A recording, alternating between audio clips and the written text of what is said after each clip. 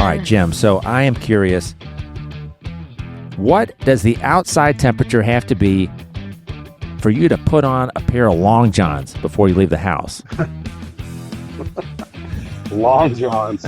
Oh gosh, man. Probably in the teens. The animal in the teens, I would have to say. I don't even know if I have a pair of long johns. Do you still have long johns? Living down by the coast down there, do you have emergency johns? I actually do have a pair that it would, it's kind of like anything that you wear underneath your clothes. You're very happy that most people don't ever get to see this stuff. Because I have a pair of long johns that I must have bought about 10 years ago. And if you remember, I used to carry a little bit more weight, a little bit more on this lanky frame of mine. And the elastic band on these long johns are reminiscent of that time period. They are way too big. And I have to put them on and then quickly put my jeans on or slacks and get the belt tight, or they will just drop to my knees underneath the pants. And then sometimes when I'm out in public walking, they will have loosened up a little bit and they'll start slipping mid-thigh. So I'm actually walking around with long johns that have fallen well below the waist and are in danger of actually going past the knee and getting into a crumple. Yeah, that's unfortunate. Not a good look. But yeah, I mean, we do get a cold spell or two, usually around this time, January, maybe late December, where it drops into the teens. It'd be pretty cold in the morning, and we're not always prepared for that. So, not the best question to open up with. I love it. I just don't know where to go with it. All right. Long johns. Okay, Jim. I love it. Yes. When you're out to eat, Uh-huh. do you feel like pre-bussing has become a thing of the past? And I feel like it's possible that I may have asked a question similar to this a long time ago.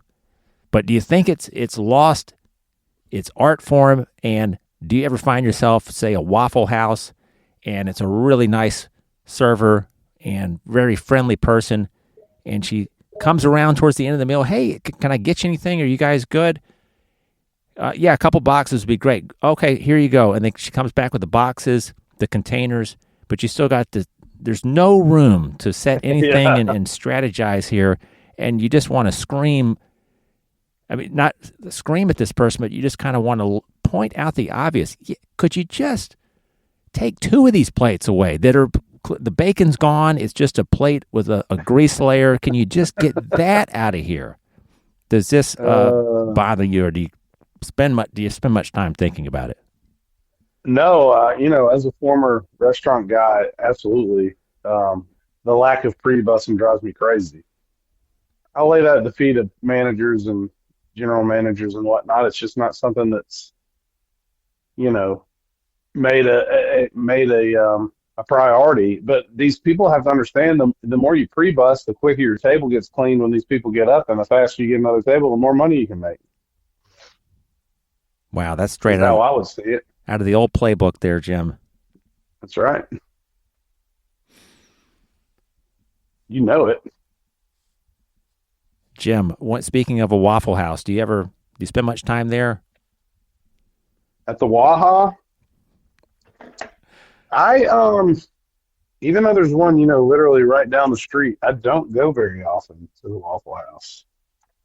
I like Waffle House, but it's like they're perpetually busy, which is good for them. But, I've found several greasy spoons around that basically have pretty much the same stuff. They're a little higher quality, and they're almost as inexpensive, If you want me to get some free advertising out here, I will. But there's a couple places real close to here that have grits and coffee and all that stuff for a good price. And also, we're not young gents anymore, so Waffle House was always a clutch when it was 2 or 3 in the morning. and you've gone to a bar or something after being at work at one of these restaurants where we pre-bust. So we would find a Waffle House and, just not being out anymore. So yeah, I don't really go very much anymore, man. But now you brought it up. I'm kind of hungry for Waffle House. I may go after our podcast ends, after our recording ends. Well, we've got multiple Waffle Homes between houses in like a 20-mile radius where I live. So there's always an opportunity coming down the highway to just, why don't we pull in there? That's I find it with the kids that if you're a parent number one, parent number two, your ultimate preference for dining will never be met. You'll never get to go where you want to go because one person in the car can't eat that or won't eat that offering. So I have to go. I don't have to, but we spend a lot of time at the Golden Arches. We spend a lot of time at these well-established and reputable chain eateries, dining establishments. And we went to Waffle House today. Was not my first, second, third, or seventh choice. But we took the kids there. Kind of like when you go to Waffle House, I feel like there's enough racket. You know it's going to be loud enough that if your kids, I know your daughter is getting older, but if you had a small child or a gaggle of them, I feel like people know as a family, we can go in there and it doesn't really matter how loud or rambunctious my kids are. They're just going to blend into the clanking and the low hum, the constant hum of that kitchen equipment. The cacophony, is that the word for it? Cacophony. Cacophony. Yeah. I've always wondered how the heck, have you ever actually asked, and man, it might be an interesting podcast for you to have like a Waffle House chef on. I've always wondered how those guys can remember orders that are just screamed out at them. How the heck do they do that? Do they have a little system or something? Or man, they do not get enough respect. I mean, it's amazing. So yeah, and yeah, there's always that low din in there. Tile floor, all windows. You're not going in there for a romantic, quiet dinner. It's loud. That's great when you have kids because you don't feel like you're the one person in the restaurant and bothering everybody with your kids screaming or yelling or whatever. So it was the Auburn coach. Was it Malzahn that liked to celebrate at Waffle House after an Auburn victory? Yeah, Gus. However infrequent those were when. Very infrequent. He made a lot of money off him. One thing Gus was good was with managing his money. So, we paid him like $20 million not to coach. And he made sure to eat at Waffle House so he could save all this cheddar. Punk. Well, just in case you are new to the show or newer to the show, this is the Dan Time Podcast. It's episode, ready for this, Jim, number 80. Wow. And Jim Powell is the featured guest. He's also kind of like SNL when they bring people back. I don't know who the very first guest was. Club. I don't know if this might be the fifth. I'm a Five Timers Club. I love it. Get your heart out. But everybody. Jim Powell, the very first guest, episode 1, August of 23. And here he is again, the very first guest of 2025. Hi, everybody. It's me. Jim. Look who's back. Look who's back. Tell a friend. How does it go? Jimmy's back. Jimmy's back. Tell a friend. Jimmy's back. Jimmy's back. Jimmy's back. Let me ask you something, Jim. Well, a couple questions. Okay. I know it's a big deal for me to feature you on this podcast.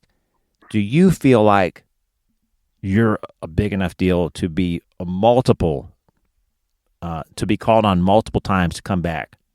Do you kind of get where I'm going, where I'm coming from, and You get the message, you get the call from me, and you think, oh, yeah, sure, I'll do it. And then you hang up and you think, yeah, I get it. I know why he wants me. Hmm. I mean, because I'm going to deliver. Or do you think, I'll do it, but I don't see what Dan sees in me? No, man. I know how awesome I am. Are you kidding me? So you're asking somebody who's been on your podcast 5 times who isn't named Jim whether or not he likes to hear the sound of his own voice? Of course I do. Yes, I know how important I am and how great I am. Oh gosh. Boy, that makes me sound like crap, but absolutely I know how important I am. You know your worth. Come on. Yeah, absolutely. I mean, but I love you, buddy. I mean, you're my guy, so and I enjoy Dan time. And to be on here and the hallowed halls and share these hallowed halls with musicians of all kinds and not to be named Dan and be the number one man on your podcast that's devoted to Dan's is pretty awesome. So I appreciate it. Well, it was kind of an accident to start out with you as the very first guest, Mm-hmm. but I wouldn't have had it any other way. I think it's perfect for Oh, the show. it is. And I enjoy our rapport. If I can ever get you to move to Birmingham, we can do in person. Or if you just come visit ever again, we should do an in person podcast. Yeah, I used to visit more often before this thing called running a family started Mm-hmm. becoming a These necessity. little rugrats. Yeah. I'm telling you. Isn't it time they work themselves and pay their own bills and stuff? I mean, isn't that happening soon?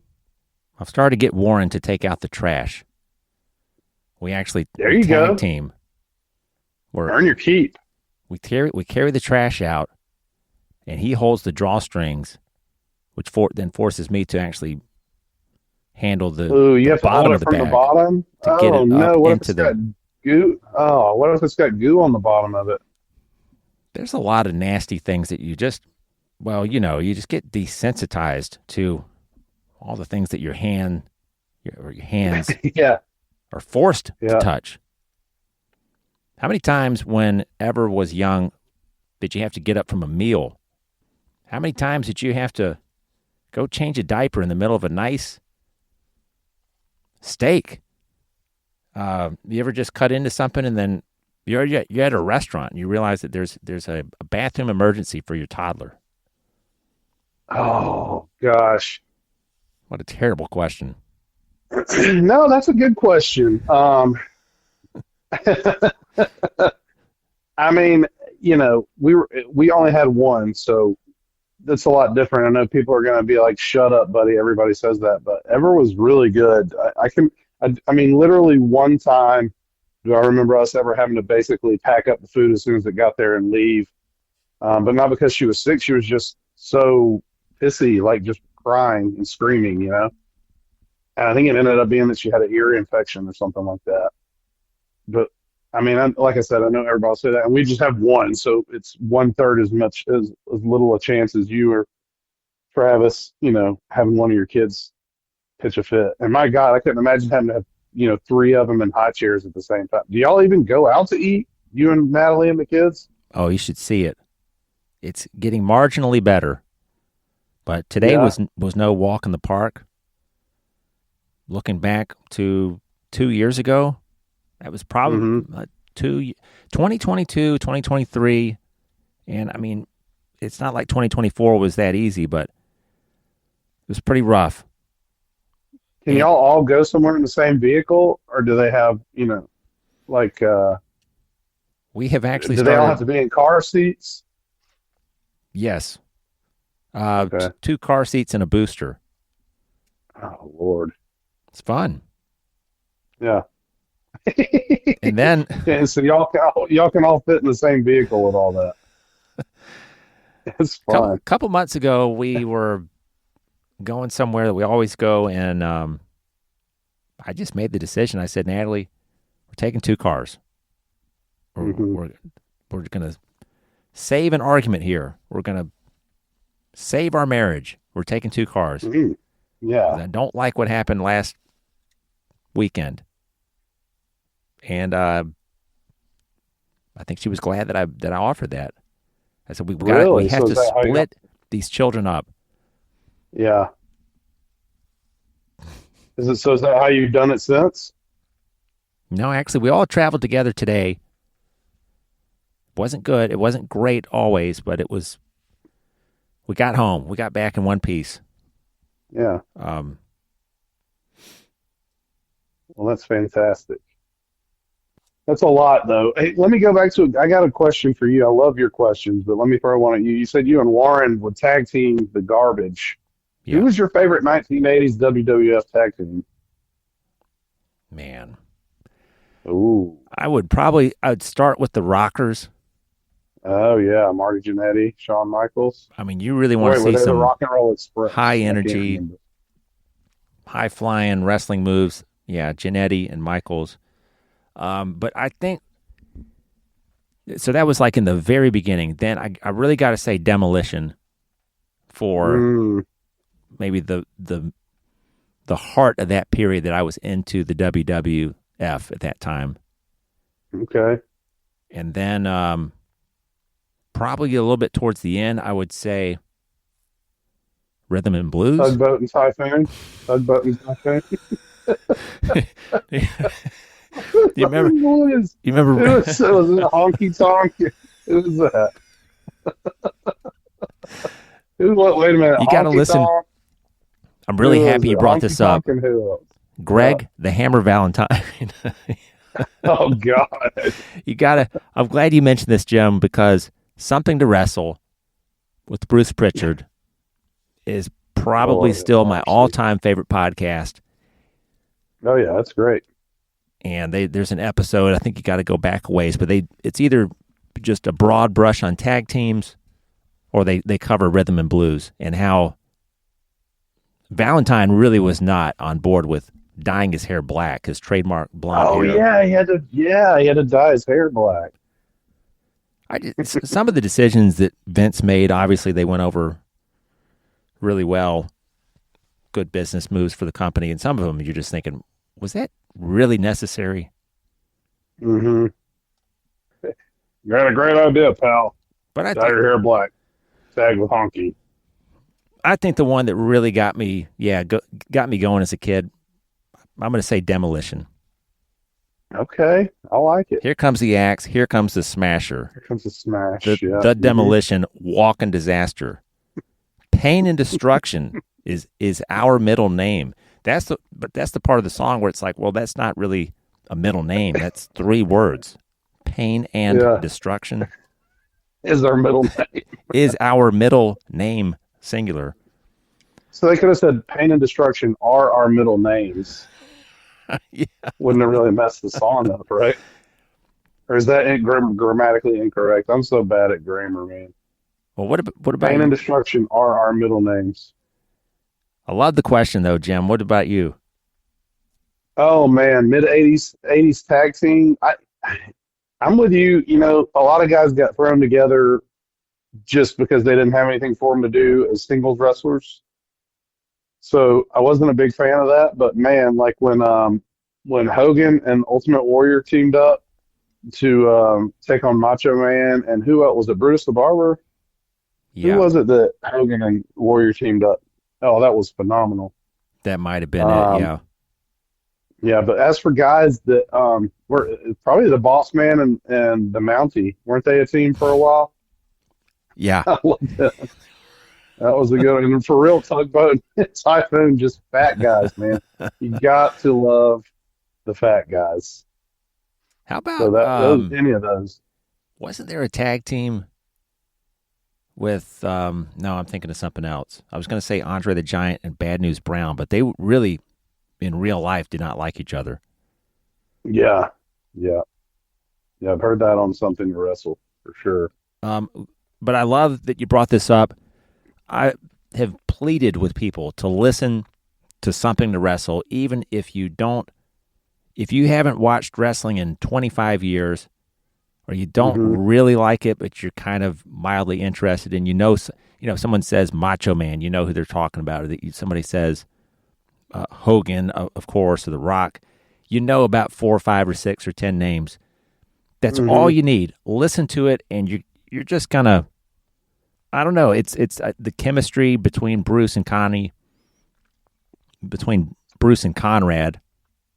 Yeah, That's what Jr. shorter, calls him. loving named.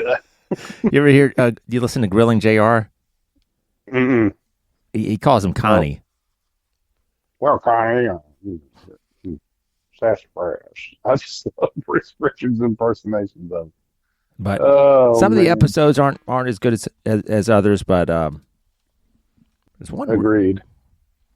one that I really like is the. I think it's the Montreal Screw Job. It could be broken up into parts 1 and 2, but go back and look for that one. It's pretty awesome. Okay. There you go. But you turned me on to that podcast, and that was probably one of the first ones going back to 2017, 18 that I listened to regularly. That was my show. Mm-hmm. It's pretty awesome.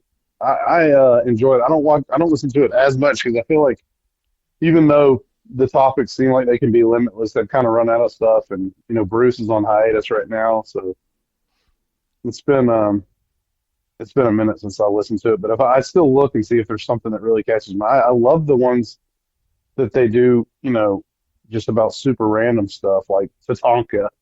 Yeah. Even though that was not the best episode, but I love that kind of junk. So One thing I would say, I want to wrap up this topic, but I can't seem to convince Travis to listen to it. I don't know if I've convinced anybody else. Here really is the reason why you should check it out. So Conrad Thompson comes at this subject in a way that I've never heard anybody come at it before. And he basically asks Bruce Pritchard, if you go back to especially the early episodes, mm-hmm. he's looking at all the ridiculous things that as a kid he didn't see it, but now he does. And he's saying, Bruce, who came up with this shit? Who gave this the green light? What were you guys thinking? This is ridiculous. And that's the funny part. It's just a regular guy coming at it, seeing wrestling like the average person would. Like this is, but he knows his stuff. He quotes Meltzer a lot. Mm-hmm.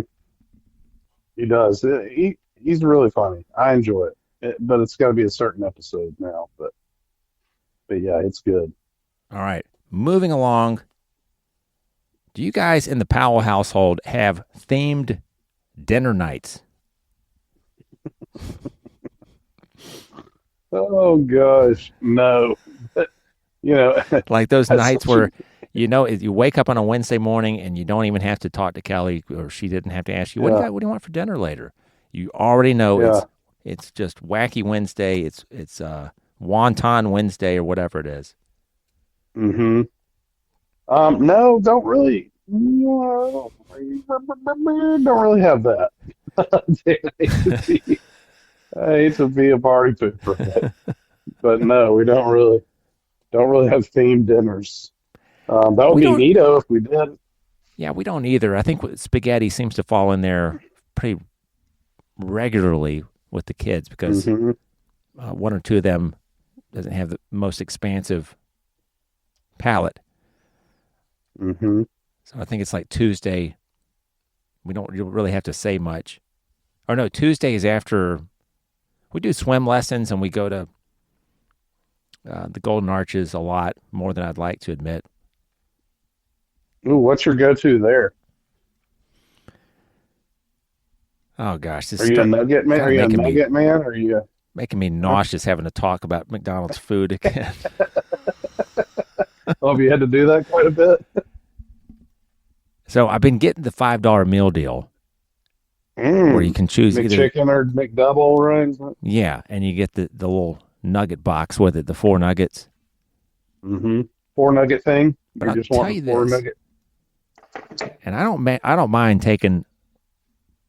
Well, It's not really a knock on McDonald's because, again, you spend time in any of these places. The people who work there, like Dollar General, I talk about what frustrates me about Dollar General, but there are a lot of nice people that I've met at various Dollar Generals who work there. Mm-hmm. The same could be said about our local McDonald's. Yeah. But I ordered this thing, and you're like, wow, that's a lot. That's a lot of food for $5. Yeah. Kind of like do the quarter pounder, the deluxe.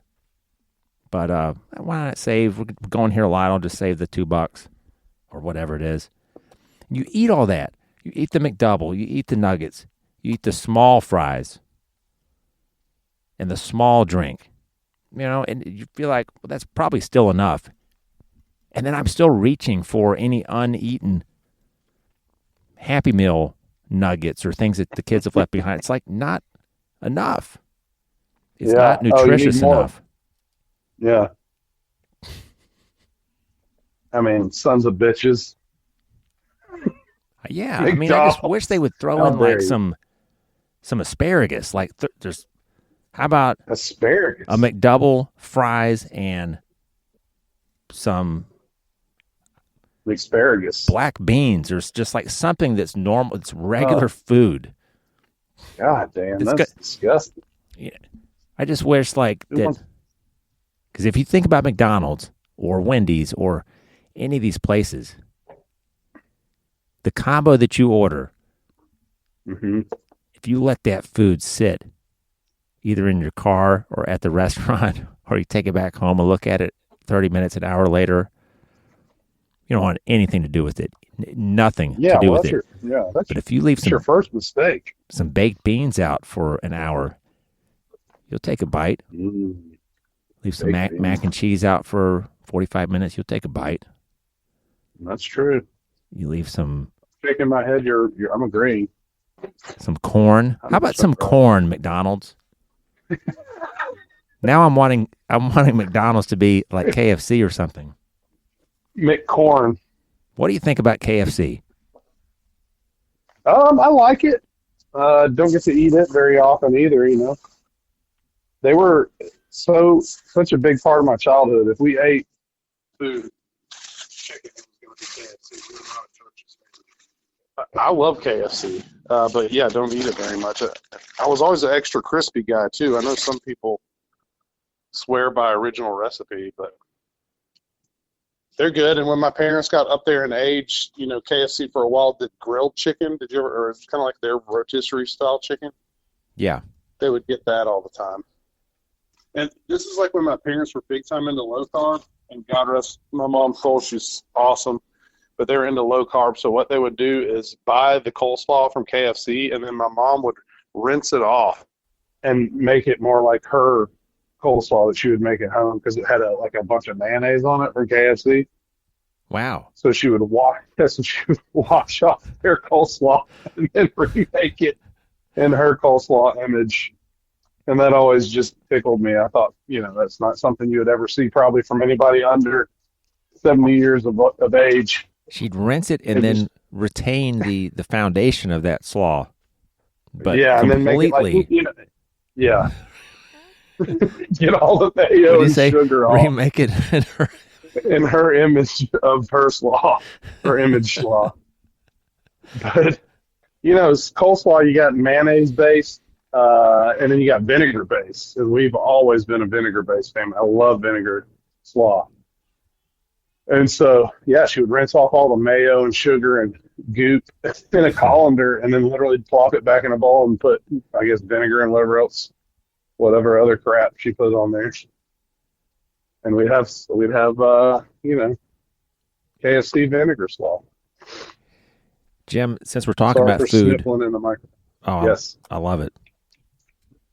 Blow your nose every once in a while on this show, and I'll keep it in. I'm trying not to make. I've had the sniffles as well here, so sorry for the grossness, everybody. While we're talking about food, didn't plan to stay on it this long, but I kind of like it. Tell the listeners how you season and marinate your steak, because I seem to remember that it's fairly straightforward, it's fairly basic, but it's got to be done a certain way. Or if you want to keep it a secret, I don't want to give away. Oh, no, it's nothing like that. Now, my father-in-law, who makes the best steak I've ever had, he uses a wet marinade in secret. So that's my favorite way to eat steak, is when he prepares it. So I don't know how he does it, but when I do it, because I can't ever match his recipe, I just do, I take it out of the fridge, you take it out of its packaging, and you pat it dry with paper towels. Mm-hmm. And then, man, just put a liberal amount of salt and then use real pepper, not like, pepper in a can. If you have one of those pepper graters, like black pepper graters, put that on there, but you just put a ton of salt You and basically a just you good bit take of that pepper.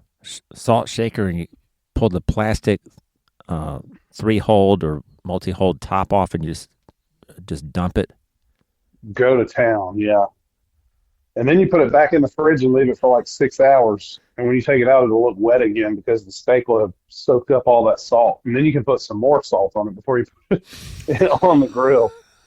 But but yeah, I don't really need Dale's or anything. Dale's is tasty, but just us. And then when it's done cooking, you can make like a garlic butter to put on top of it, or a garlic butter sauce in the cast iron skillet. And, cook the steak in that after it's come off the grill or in the oven. You can't beat that, man. I love that.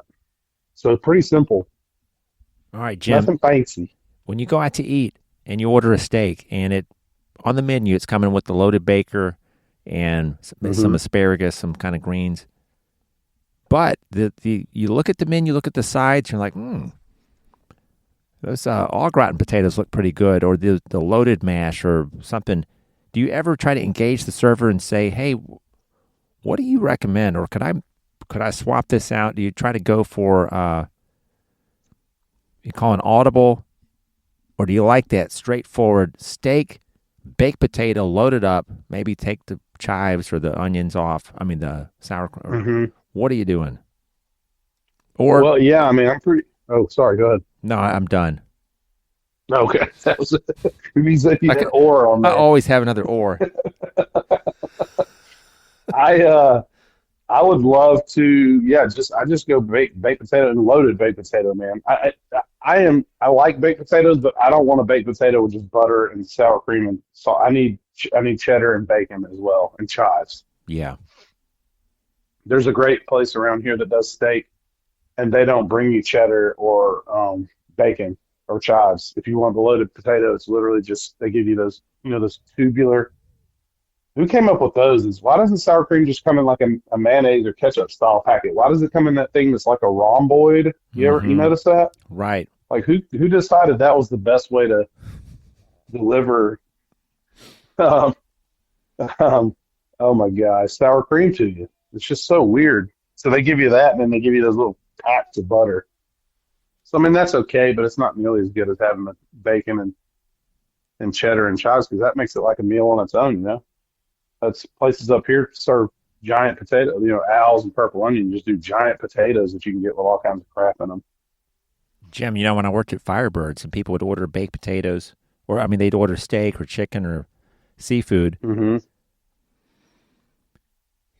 I'm really don't have any problem with people's proclivities, but that's not really the right word, or their preferences. Hmm. Don't know why I had to overcomplicate that. But ordering a loaded baked potato, Proclivities. Hmm. people would order a loaded baked potato, not all the time, but sometimes you get this with everything on the side. And there was actually a button in micros that you could just hit everything on the side. So Oh you'd come yeah. out with this plain potato with 5 ramekins encircling the plate of the chives, the butter, the sauerkraut, so they can all just make the whole thing themselves. I get it on Why? salads. Okay, the salad thing, some people don't want the salad oversaturated, but just if it's too much butter, too much sour cream, just Yeah. scoop out a little bit. And never really understood that one, but never felt it. Never made anybody feel bad about it. Just Hmm. it becomes a balancing act because now that potato is no, you'd bring out a separate.